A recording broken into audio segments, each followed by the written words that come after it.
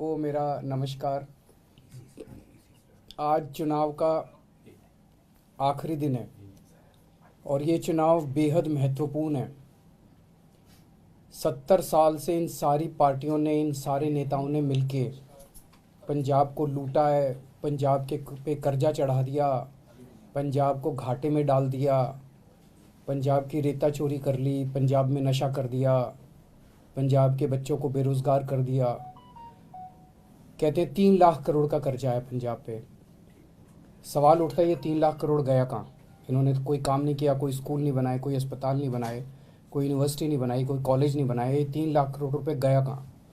ये इन लोगों के स्विस बैंकों में गया। इन्होंने बड़ी बड़ी प्रॉपर्टियां बना ली इन सारे नेताओं ने, और जनता जो है वो भुखमरी के कगार पे है। इसे बदलने का टाइम आ गया है और इस बार ऊपर वाले की कृपा से, वाहिगुरु जी की कृपा से एक अच्छी पार्टी, ईमानदार पार्टी, नई पार्टी आई है, आम आदमी पार्टी। इससे डर के ये सारे भ्रष्टाचारी इकट्ठे हो गए हैं, ये सारे नेता इकट्ठे हो गए हैं, सारी पार्टियां इकट्ठी हो गई हैं, अकाली दल, बीजेपी, कांग्रेस। और ये सारे आप देख रहे हो पिछले कुछ दिनों से मोदी जी, राहुल गांधी, प्रियंका गांधी, कैप्टन अमरिंदर, चन्नी साहब, ये जितने नेता हैं, सुखबीर बादल, ये सारे इकट्ठे होके आम आदमी पार्टी को हराने में लग गए हैं। बिकॉज ये नहीं चाहते कि आम आदमी पार्टी किसी भी तरह से जीते, ये नहीं चाहते कि भगवंत मान किसी भी तरह से सीएम बने। ये भगवंत मान ईमानदार आदमी है, कट्टर ईमानदार आदमी है। ये भगवंत मान को सीएम बनने से रोकना चाहते हैं। ये सारे मिलके पिछले कुछ दिनों से आप देख रहे होगे एक ही किस्म की भाषा बोलते हैं, केवल हमें गालियां दे रहे हैं। ये सारे मिलके केवल मेरे को, भगवंत मान को और आम आदमी पार्टी को गालियां दे रहे हैं हमें। और ऐसे लगता है जैसे सारे रात को बैठ के बातचीत करते हैं आपस में, वीडियो कॉन्फ्रेंस से या कॉल से, और अगले दिन सारी पार्टियां, सारे नेता एक ही भाषा में हमको गालियां देते हैं, एक ही जैसी भाषा बोलते हैं। तो हमारा कसूर क्या है? ये सारे के ऐसा आप देखेंगे, सुखबीर बादल चन्नी जी के खिलाफ नहीं बोलता, चन्नी जी सुखबीर बादल के खिलाफ नहीं बोलते, बीजेपी वाले बाकियों के खिलाफ नहीं। ये सारे केवल और केवल हमें गालियां दे रहे हैं, सारे मिलके एक ही भाषा में। हमारा क्या कसूर है? हमने क्या कर दिया? हम यही तो कह रहे हैं ना कि हमने दिल्ली में स्कूल अच्छे किए, यहाँ पे एक मौका दो, हम पंजाब के भी स्कूल अच्छे करेंगे। हम यही तो कह रहे हैं कि हमने दिल्ली में अस्पताल अच्छे कर दिए, मोहल्ला क्लिनिक बनाए, पंजाब में मौका दो, हम यहाँ भी अस्पताल अच्छे बनाएंगे, सबको फ्री इलाज देंगे, फ्री दवाई देंगे, फ्री टेस्ट करेंगे, फ्री ऑपरेशन करेंगे, सबका मोहल्ला क्लिनिक, पिंड क्लिनिक बनाएंगे। हम यही तो कह रहे हैं कि हमने दिल्ली में 24 घंटे बिजली कर दी, यहाँ एक मौका दो, यहाँ भी पावर कट बंद कर देंगे, बिजली 24 घंटे देंगे। जैसे दिल्ली में बिजली फ्री कर दी, यहाँ भी लोगों की बिजली फ्री करेंगे। जैसे दिल्ली हम यहाँ पे बच्चों को रोज़गार देंगे, दिल्ली में 10 लाख बच्चों को हमने रोज़गार दिया। यहाँ पे नशा ख़त्म करेंगे, नशा बंद करेंगे, ईमानदार सरकार लेके आएंगे, भ्रष्टाचार ख़त्म करेंगे जैसे दिल्ली में किया। यही तो कह रहे हैं हम लोग। ये लोग नहीं चाहते कि पंजाब में ये सब हो। पूरा का पूरा सिस्टम हमारे खिलाफ खड़ा हो गया है, मेरे भगवंत मान के और आम आदमी पार्टी के। तो मैं पंजाब के लोगों से अपील करना चाहता हूँ कि अगर ये सारे भ्रष्टाचारी इकट्ठे हो सकते हैं तो क्या पंजाब के 3 करोड़ पंजाबी इकट्ठे नहीं हो सकते? इस बार सारे तीन करोड़ पंजाबी इकट्ठे हो जाओ और इस बार इस पूरे सिस्टम को हराना है। इन पूरी सारी पार्टियों को, ये पूरा जो सिस्टम है, अकाली दल का, कांग्रेस का, बीजेपी का, ये पूरा का पूरा सिस्टम इस बार अपने को हराना है। चाहे आप किसी भी पार्टी के हो, इस बार पंजाब के लिए वोट डालो, सारे इकट्ठे हो जाओ। 3 करोड़ पंजाबी मिलके इस बार ईमानदार सिस्टम लेके आएंगे, आम आदमी पार्टी लेके आएंगे और भगवंत मान को सीएम बनाना है। मैं मीडिया के साथियों को ख़ास तौर से बधाई देना चाहता हूँ, शुक्रिया अदा करना चाहता हूँ कि उन्होंने बड़ी मशक्क़त करके और बड़ी मेहनत से इस पूरे चुनाव के दौरान, मैं देखता था जब हम रोड शो में जाते थे कैसे जीपों पे लटके रहते थे सारे पत्रकार, और कैसे अपनी बड़ी कठिन परिस्थितियों में आप सब लोगों ने बहुत अच्छा निष्पक्ष तौर पे आपने पूरा चुनाव प्रचार को कवर किया है सभी पार्टियों का। आप सब लोगों का भी बहुत बहुत धन्यवाद।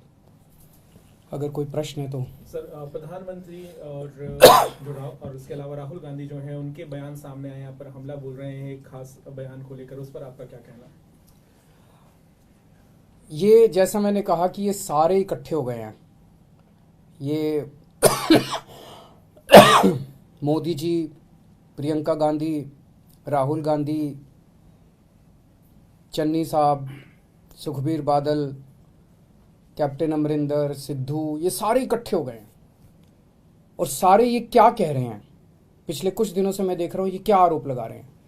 ये कह रहे हैं कि पिछले 10 साल से केजरीवाल देश के 2 टुकड़े करने का एक प्लान बना रहा है, षड्यंत्र बना रहा है कि देश के 2 टुकड़े करेंगे और उसमें से एक टुकड़े का प्रधानमंत्री मैं बन जाऊंगा। मतलब ये तो कॉमेडी है, ये तो हंसने वाली बात है। ये हो सकता है क्या? 10 साल से केजरीवाल एक प्लान बना रहा है कि देश के 2 टुकड़े करूंगा और मैं उसमें से एक का प्रधानमंत्री बन जाऊंगा। तो मैं पूछना चाहता हूँ ये तो इसका मतलब मैं बहुत बड़ा आतंकवादी हो गया। तो ये इनकी सारी सिक्योरिटी एजेंसीज क्या कर रही थी?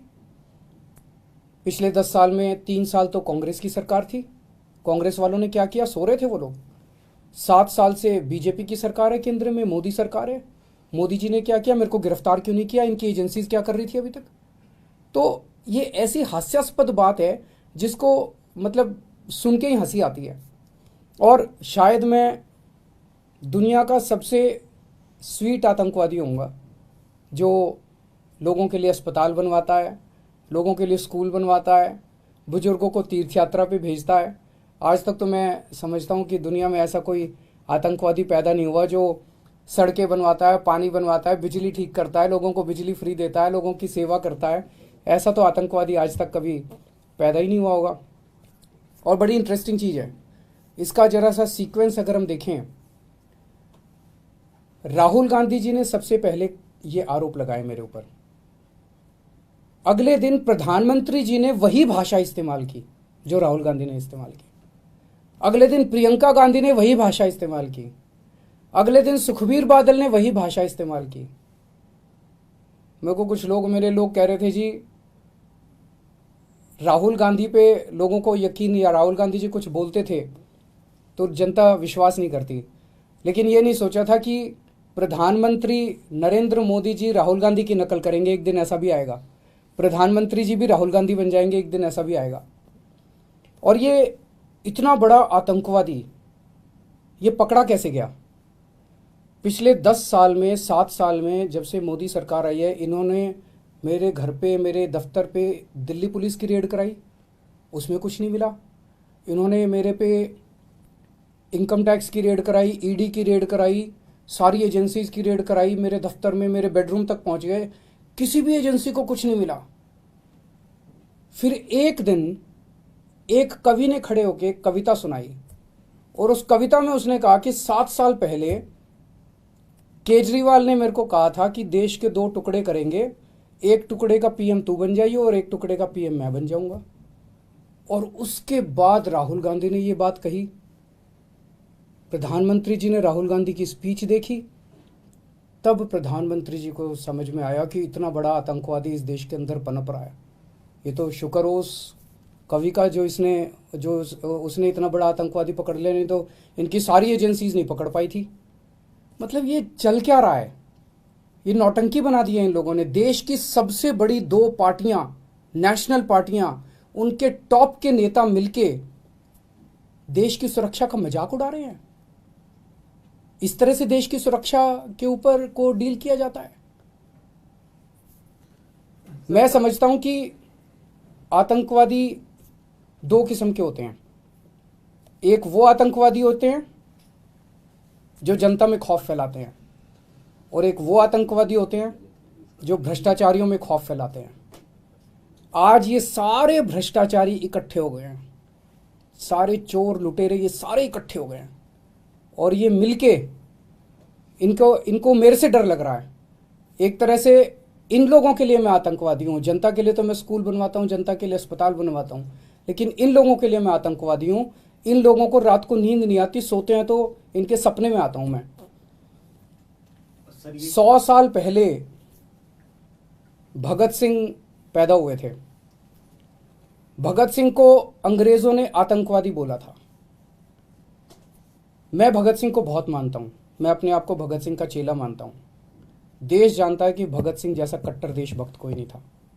100 साल पहले भगत सिंह को अंग्रेजों ने आतंकवादी बोला था, और 100 साल के बाद अब इतिहास अपने आप को दोहरा रहा है कि भगत सिंह के चेले को आज ये सारे भ्रष्टाचारी मिलके आतंकवादी साबित करना चाह रहे हैं। लेकिन देश की जनता देख रही है कि असलियत क्या है। मुझे पता चला है कि कल शाम को केंद्र सरकार ने चन्नी साहब को फ़ोन करके एक चिट्ठी लिखवाई है कि इसकी तहकीकात की जाए। तो अगले 1-2 दिन में मुझे खबर मिली है, एक ऑफिसर का फ़ोन आया था कि अगले 1-2 दिन में एक NIA में एक FIR दर्ज की जाएगी मेरे खिलाफ़। सबका उन सारी FIR का स्वागत है, लेकिन ऐसे इस तरह से अगर देश की सुरक्षा को केंद्र सरकार डील करेगी तो देश की सुरक्षा को लेके काफ़ी चिंता होती है। सर, जिस तरह के आरोप इस बार लग रहे हैं वैसे ही पिछली बार भी लगे थे, और एंटी पंजाबी तक आपको बोल देते हैं। चन्नी साहब बार बार कह रहे हैं कि भैया क्या कर लेंगे, यहाँ कैसे चला लेंगे सरकार, इस तरह के बयान आते हैं। इन्होंने कोई काम नहीं किया पिछले 5 साल में, तो अब केवल और केवल गाली गलौज की राजनीति, केवल और केवल आरोप प्रत्यारोप की राजनीति कर रहे हैं ये लोग। हम अपने काम गिना रहे हैं, हम पंजाब का विजन बता रहे हैं, और ये लोग केवल आरोप प्रत्यारोप करते जा रहे हैं। सर, जैसे आतंकवादी बताया जा रहा है आपको, ठीक इस तरह से ये बताया था कि आप RSS के एजेंट भी हैं, तो इसे किस तरह से देखते हैं कि एक तरफ अगर ये हो सकते हैं आप, तो फिर वो कैसे हो सकते हैं, इसे कैसे देखते हैं? ये भी कांग्रेस का एजेंट भी आपको कहा जा रहा है, दोनों तरफ से कहा जा रहा है। हाँ, तो एक तरफ कह रहे हैं कि मैं आतंकवादी हूँ, और दूसरी तरफ कह रहा है कि RSS का एजेंट हूँ, तो फिर तो सारी RSS भी आतंकवादी है। एक तरफ कह रहे हैं मैं कांग्रेस का एजेंट हूँ, तो फिर तो सारी कांग्रेस भी आतंकवादी है। एक तरफ कह रहे हैं मैं BJP का एजेंट हूँ, तो कह रहे फिर तो सारी BJP भी आतंकवादी है। मतलब मेरे को, लेकिन इस बात की, ये आरोप प्रत्यारोप तो चलते रहेंगे। मेरे को चिंता इस बात की है कि इन्होंने देश की सुरक्षा को कॉमेडी बना के रख दिया है। 7 साल से 10 साल से कह रहे हैं कि दिल्ली का मुख्यमंत्री आतंकवादी है, दिल्ली का मुख्यमंत्री देश के टुकड़े करने की प्लानिंग कर रहा था, और किसी एजेंसी को पता नहीं चला। उन्होंने, सारी एजेंसीज ने मेरे घर पे रेड मार ली, मेरे दफ्तर पे रेड मार ली, उनको कुछ नहीं पता चला। एक दिन एक कवि ने उठ के एक कविता सुनाई, और तब देश के प्रधानमंत्री को अचानक समझ में आया, अरे बाप रे, इतना बड़ा आतंकवादी देश के मेरे शहर में रह रहा था, मेरे को पता ही नहीं चला। जो भला उस कवि का, जो उसने कविता लिख दी, वो कविता नहीं लिखता तो फिर तो किसी को पता ही नहीं चलता इस देश में। Thank you. ठीक है, थैंक यू।